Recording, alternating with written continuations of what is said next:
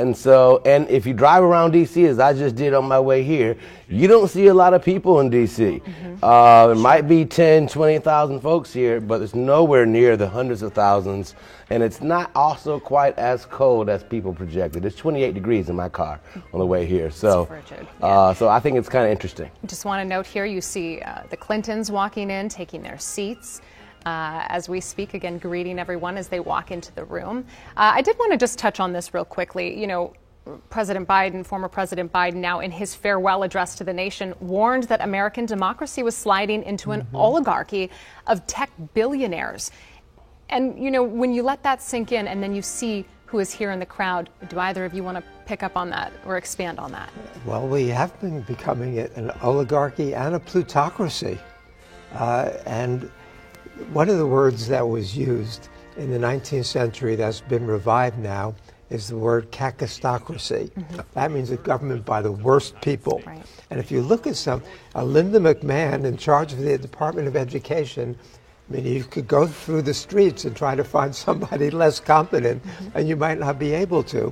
I mean, if she's there to destroy the Department of Education, she's the right person for that, but certainly not to help educate our young people. And so it's certainly a problem. And these tech billionaires, in some ways, this reminds me of Andrew Johnson's administration. Sure. Because Andrew Johnson was a Southern Democrat from a working class background who hated the Confederate leaders and the rich plantation owners. And he made them come to Washington and grovel before him if they wanted to get their rights back.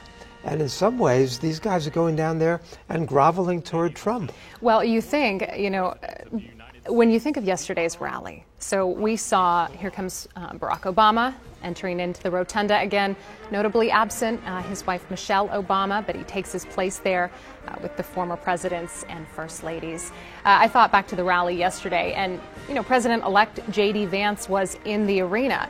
He was there. He was scheduled to give a speech at the Capital One Arena, and instead we see Elon Musk and his son being featured handily.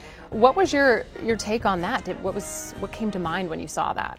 Well, I think we talk about unprecedented access. One thing presidents can do is determine who has access to them. And this president has chosen to give people access to him who actually don't fit the MAGA movement demographics, who are typically poor, typically white,